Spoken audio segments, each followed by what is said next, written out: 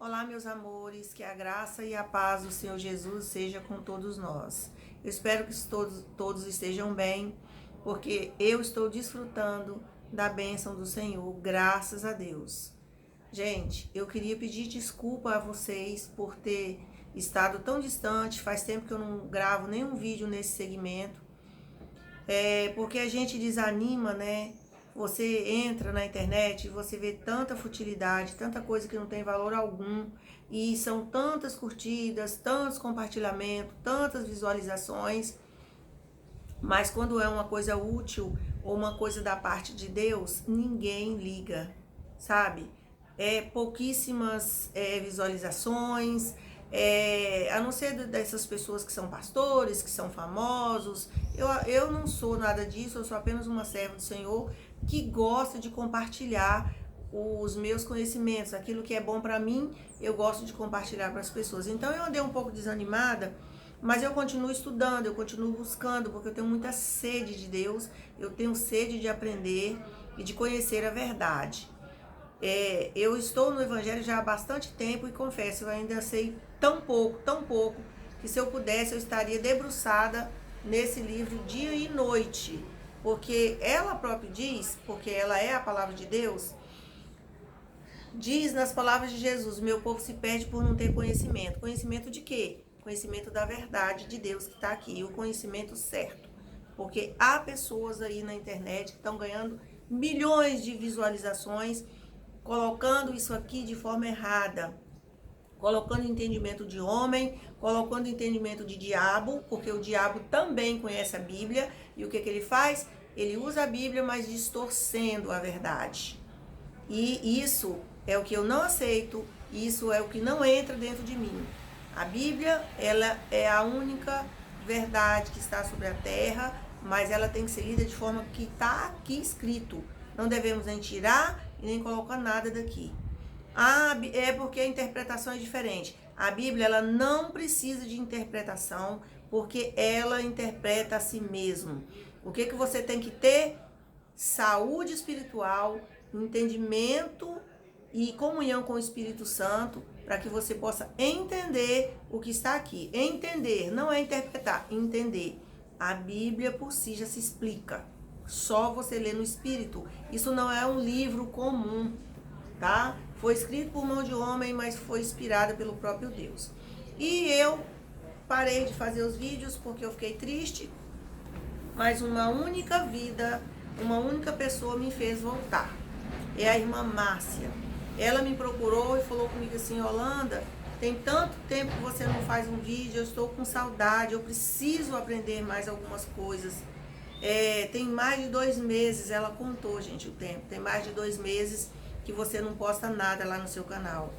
Então, por conta dessa vida, por conta desse pedido, que foi muito especial para mim, eu estou aqui de volta gravando um vídeo para vocês e também para mim, porque eu também aprendo. Eu também, gente, estou estudando aqui nesse livro, que é um marco na literatura evangélica, né? Na leitura que interessa a servos de Deus, que é Pecadores na Mão de um Deus Irado, de Jonathan Edwards. Eu comprei esse livro, não é uma leitura fácil, você tem que estar no espírito para poder entender a mensagem que está aqui. Tem as passagens na Bíblia de onde ele fala, você está aqui, você vai lá na Bíblia e comprova que é verdade. Como eu estava pensando, meu Deus, como pode ter gente que está desfazendo da Bíblia, falando que a Bíblia é um livro atrasado, que precisa ser atualizado, ou reescrever uma nova Bíblia. E eu fiquei muito aborrecida com isso, muito triste, mas eu sei que estamos no final dos tempos e isso iria acontecer. Assim como houve a perseguição aos cristãos, muitos foram queimados com suas Bíblias no pescoço, nas fogueiras em praça pública, sendo espetáculo, né, para as pessoas. Agora já é diferente, eles não estão queimando mais Bíblia ainda, né? Mas eles estão desvalorizando a Bíblia, eles estão colocando a Bíblia na marginalidade. A Bíblia ela não é mais a palavra de Deus, a Bíblia ela não é um livro para ser regra de fé. Ela se tornou obsoleta na boca dessas pessoas que são usadas pelo maligno. Mas para nós que somos verdadeiros servos do Senhor, ela ainda é o tesouro que nós precisamos ter como regra de fé e prática. Ela é um manual que nos leva, né, ao caminho do céu. Eu dei o título aqui de Criador e Criaturas, porque há pessoas que não sabem o seu lugar. Há seres que não sabem o seu lugar. Não sabem quem é o Criador e não sabem que são criaturas. O Criador, ele é único. É Deus, Jeová, Senhor dos Exércitos, o qual fez os céus e a terra. E criatura, toda a natureza, todos os animais e todos os homens são criaturas de Deus, porque Deus fez com as próprias mãos. Então vamos lá, né? Eu fiz a minha colinha aqui, porque eu não decoro, graças a Deus, não sou atriz. Olha, no começo das escrituras já podemos conhecer o poder de Deus. Em Gênesis capítulo 1, no versículo do 1 ao 31, descreve as maravilhas de Deus em sua obra criadora. Se você tem Bíblia, você vai lá. Gênesis é o primeiro livro da Bíblia. Você pega e dá uma olhada no que é a obra da criação. No princípio, Deus criou os céus e a terra. Esse céu que nós vimos ao olhar para cima não é o único. Esse é o firmamento que faz divisão, né? Mas existe mais céus, inclusive onde Deus mora. Deus não mora aqui na beiradinha, não. Deus mora lá para cima, porque Deus é supremo. Então, ele fez os céus e fez a terra. Você conhece algum ser que tenha poder para criar uma coisa desse nível? Eu só conheço esse, o Senhor dos Exércitos, Criador de todas as coisas. Ainda em Gênesis, no versículo 2, no capítulo 2, no versículo 4, Deus cria a coroa da sua obra, que foi o homem, que é feitura da própria mão de Deus. E ele diz: façamos o homem a nossa imagem e semelhança. O que é imagem, gente, e semelhança? É um igual. É um praticamente igual, é como se fosse uma cópia. Então, quando eu olho para um homem que está numa posição limpa, sabe, honrada, eu penso, esse homem é parecido com Deus, né? Porque o homem, ele só perde a imagem e semelhança de Deus quando ele está jogado no pecado. Quando ele está nas drogas, no alcoolismo, na prostituição, ali ele não tem identidade com o Pai, com o Criador. Ele ali está como um animal, né, que não tem conhecimento, não tem discernimento. Ele está sendo usado para o adversário. E o adversário, ele tem prazer em machucar e em humilhar o homem, em lamear o homem, colocar o homem mais baixo do que a poça de lama. Mas o nosso Senhor Jesus, ele veio para acabar com essa festa do adversário. Vamos lá. Vamos dar seguimento ao nosso vídeo. Há, no entanto, hoje em dia um grupo de criaturas, como eu já disse, que não reconheceu a grandeza de Deus, e um deles, o primeiro, foi o rebelde Lúcifer. Para quem não sabe, Lúcifer, ele foi criado como um anjo de luz. Esse anjo, ele comandava a musicalidade do céu. A Bíblia diz que ele era a própria música. A Bíblia diz que ele era adornado de pedras preciosas. A Bíblia diz que ele era um ser espetacular. Porém, ele não era Deus. Ele era uma criatura. Mas um dia, esse ser quis ser igual a Deus. Ele invejou a posição de Deus. E, junto com os anjos, ele desenvolveu uma rebelião no céu. Nessa rebelião, ele ganhou a terça parte dos anjos, mas isso não significou nada para Deus, que não saiu do seu alto e sublime trono para brigar com ele. Porque Deus é Senhor, ele é Criador. Ele mandou que os anjos, né, as criaturas dele, do bem, expulsassem as criaturas do mal. Foi como se Deus falasse assim: eu vou ali tomar um ar, e quando eu chegar eu quero essa casa limpa. Vocês dão um jeito de jogar essa sujeira fora. E foi isso que os anjos fizeram. Pegaram o Satanás, que de Lúcifer, né, rebelde, virou Satanás, o diabo, e foi expulso de lá para baixo com a terça parte de anjos, que virou demônios, que veio para a terra azucrinar a nossa vida. né? Nirode também, quem está assistindo a novela da Record deve saber. Nirode também foi um dos rebeldes, que ele quis chegar ao céu por mérito próprio, chegar vivo no céu. Estava fazendo uma torre para tocar o céu, para se livrar de um possível dilúvio que Deus mandaria, sendo que Deus já tinha jurado não mais acabar com a terra em água, né? Então ele passou por cima das palavras de Deus e quis fazer uma torre. O que Deus fez? Deus podia muito bem ter, soprado lá de cima e destruído tudo, matado todo mundo, mas Deus é misericordioso. Ele apenas confundiu as línguas para que ninguém entendesse mais o que um estava falando com o outro e a obra ficasse por ali. A maior prova, gente, da grandeza de Deus é o seu amor. E eu acabei de dizer, a misericórdia de Deus é o amor. E é a causa, né, de não sermos confundidos. Deus ama infinitamente o homem. Por isso, quando ele criou o homem eterno. O homem não precisava de nada daqui. De plantar, de colher, de sofrer dores, de ter que tomar remédio, de passar por cirurgia, nada disso. Deus criou o homem com perfeição e totalmente dependente dele. Se o homem precisasse de alguma coisa, bastaria ele chamar o seu Senhor e dizer, eu estou precisando de alguma coisa. E Deus já de pronto já atenderia. Inclusive, quando Deus criou a mulher, o homem não precisou nem pedir. Deus sentiu que o homem estava só e disse, façamos uma companheira para ele. Uma que lhe seja idônea, uma que lhe seja parecida. Uma para preencher a vaga que há, né, no seu ser. Abriu o peito de Adão, tirou uma parte e dali ele formou Eva, que era uma mulher linda e maravilhosa. Então, nós só entramos diante do Senhor, primeiro pelo sacrifício de Jesus na cruz, que foi o que nos deu, né, acesso a Deus, e pelo seu amor. Fora isso, ninguém vai a Deus. Deus é fogo consumidor. Deus só vê quem Ele quer.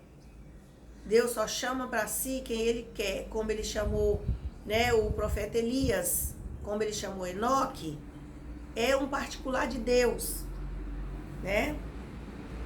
Quando Deus abriu mão de Jesus para vir à terra, seu filho unigênito, Ele só teve aquele e não mais outro, doeu por demais em Deus, porque Jesus teria que morrer, e morrer por conta de pecado. Jesus levou sobre si toda a nossa vergonha. E é essa vergonha, esse pecado que afasta o homem de Deus. Por que nós tememos a morte? Porque a morte é a separação total de Deus. Por isso que quando nos convertemos, nós não tememos mais a morte carnal. Porque o nosso espírito, ele já fez uma comunhão com Deus e nós não morreremos para sempre. Dormimos aqui o sono da morte terrena, mas nosso espírito vai estar com Deus e vai estar eternamente. Deus nos deu um redentor. Aqui nesse livro, né? Aqui nesse livro, eu peguei uma parte que eu achei assim maravilhosa, uma coisa que meio que confunde a mente, mas depois se esclarece. Olha só, palavras do autor. Deus nos deu o redentor e é por meio dele. E é por meio dele que nosso benefício, nossa salvação é comprada. Deus também é o próprio Redentor, porque Jesus é Deus. E ele também é o preço, porque foi ele, né, foi Jesus que morreu para pagar aquele alto preço. Também ele é o bem comprado, porque Deus está em nós. Deus nos fez para ele. E o diabo tomou. O diabo tomou uma coisa que era de Deus. Então Deus comprou uma coisa que já era dele. Então o bem comprado somos nós mesmo que somos dele.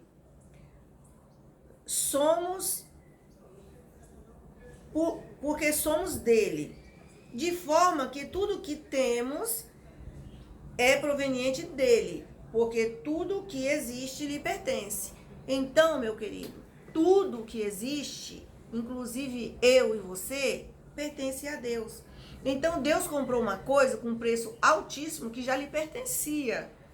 Palavras de Jonathan Edwards. Isso deu um nó na minha cabeça, mas depois eu entendi. Em Romanos 11, a 36 diz, porque dele e por meio dele e para ele são todas as coisas. A ele, pois, a glória eternamente. Amém. Por que que Deus afastou o homem, né? Tirou Adão do Éden? Porque a desobediência de Adão, que é o pecado da rebeldia, né? Ele afastou Adão de Deus. Porque Deus é santo demais. Deus é santíssimo. Deus não comunga com o pecado.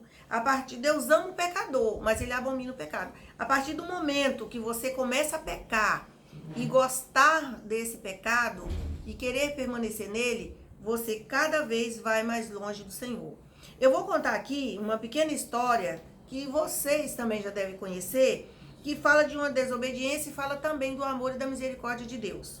Primeiro por um homem, depois por uma nação. Olha só. Em Jonas, capítulo 1, 3, diz assim: vê o poder de Deus, aqui nós vemos o poder de Deus e a misericórdia por Nínive. Nínive era uma cidade que eu acho que era de 40 mil habitantes e ela estava abarrotada de pecado. E Deus já não suportava mais aquilo. E estava desagradando demais. Então Deus resolveu acabar. Essa cidade está demasiadamente pecaminosa e eu vou destruí-la. E ele chamou Jonas, o seu profeta, e disse assim: Jonas, vai lá em Nínive e avisa aquele povo que eu vou destruir a cidade. Jonas, não sei se por medo dos ninivitas, eu não sei o que passou na cabeça dele, ou porque ele queria mesmo que aquele povo fosse destruído. Porque o povo estava em pecado e ele achava que aquele povo tinha que morrer mesmo. Ele resolve não ir, tá? Jonas vai para Nínive. Jonas, não, eu vou para Tarsis. E Jonas tentou ir para Tarsis. O que aconteceu? Deus mandou uma grande tempestade sobre o navio e balançou, chacoalhou para lá e para cá, e o povo ficou apavorado, e Jonas dormindo tranquilamente. Eles foram até Jonas e falaram: o que está acontecendo com você? Quem é você? Se nós estamos no meio dessa tempestade toda, está todo mundo apavorado e você tranquilo. Por acaso é por sua culpa que nós estamos assim? Por acaso você tem um Deus para você invocar? O que você vai fazer? E Jonas ali reconheceu que era a mão de Deus e falou: sou eu mesmo a causa dessa tempestade. Eu estou desobedecendo o meu Deus, o Criador do céu e da terra, e pode me jogar no mar porque eu estou errado mesmo. Me jogaram. Olha a misericórdia de Deus aí, o que aconteceu? Veio um grande peixe, mandado por Deus, engoliu Jonas, guardou Jonas por 3 dias no bucho lá do peixe, que significa os 3 dias que Jesus ficou no seio da terra e depois ressuscitou. E o peixe vomitou Jonas na praia, vivinho da Silva, e ele pegou o caminho de Nínive e foi lá fazer o que Deus queria. Deus ia destruir aquela cidade, estava decidido. Mas Deus ficou com pena daquele povo. Quando o rei ouviu aquele barulho, ele perguntou: que barulho é esse? Ah, é um profeta que está aí cruzando a cidade para lá e para cá, falando que dentro de 3 dias Deus vai destruir a cidade. O rei reconheceu que todo mundo estava em pecado e o rei resolveu clamar, pedir socorro. E falou: Deus, tem misericórdia de nós, não nos extermine, nós vamos nos consertar. Proclamou, decretou um jejum, que todo mundo jejuasse. E fosse para o saco e fosse para a cinza. E foi ali que Deus teve pena daquele povo, teve misericórdia e se arrependeu e não matou todo mundo. No livro de Jonas tem o resto da história. Se você quiser ficar curioso, vai lá e dá uma lida. É um livro pequenininho, dá para você ler e é maravilhoso o livro de Jonas. Então Deus ama, gente, quem lhe obedece. A Bíblia mostra um homem segundo o coração de Deus, que é Davi, o autor de Salmos. Salmos são hinos, são cânticos de louvor ao Senhor. Davi era um instrumentista, Davi era um poeta e, acima de tudo, ele era um valente, um servo do Senhor. Os Salmos é de autoria de Davi, mas é de inspiração de Deus. E apesar dele ser tudo isso, um dia desobedeceu ao Senhor. Não. Ele já desobedeceu mais de uma vez. E Deus de forma nenhuma escondeu aqui. Deus não esconde o erro dos seus servos. Ele coloca as claras. E ele diz aqui que Davi errou e Deus ficou furioso com ele e cobrou dele. No Salmo 104, Davi exalta a Deus, louvando como o Senhor, Criador, autor de todas as coisas. Mas quando Davi errava também, que ele sentia a mão de Deus nas costas dele, ele se humilhava diante do Senhor e se arrependia. E olha que ele era um rei poderoso, um rei guerreiro, não era um homem qualquer. Aí no Salmo de Davi diz assim: o Senhor jurou e não se ele não se arrependerá. Isso ele está falando em relação a Jesus, tá? Davi está falando em relação a Jesus. Tu és o sacerdote eterno, segundo a ordem de Melquisedeque. O Senhor é à tua direita no dia da sua ira. Esmagará os reis, ele julga entre as nações, enche-as de cadáveres, esmagará cabeças por toda a terra, e de caminho bebe na torrente e passa de cabeça erguida. Deus exaltando o seu ungido antes que ele viesse aqui na terra. Tem pessoas aí que dizem que Jesus foi só um poeta, outros dizem que Jesus foi só um filósofo, né? Outros dizem que tinha muitos Jesus naquela época e Jesus era um daqueles, um visionário, um revolucionário. Mentira! Tudo mentira. Jesus não é ninguém nada mais, ninguém nada menos do que o Cristo, Filho do Deus vivo. Um Deus que se tornou em homem e desceu aqui e morreu e ressuscitou, se enchendo de glória. Quando Jesus morreu aqui na terra, gente, a patente dele subiu, né? De filho de Deus, ele passou a sumo sacerdote. Ele passou para julgar as nações. Deus deu tudo que tinha nas mãos de Jesus. Deus recompensou Jesus pelo sacrifício que ele fez por nós. Então, eu já disse, né? Deus exalta o seu ungido, toda autoridade está nas mãos do Senhor. Então, muito cuidado, tá? A todos nós, quando alguém vier falar do Senhor, coisas que ele não é. Se você não sabe, vá na palavra, vá na Bíblia.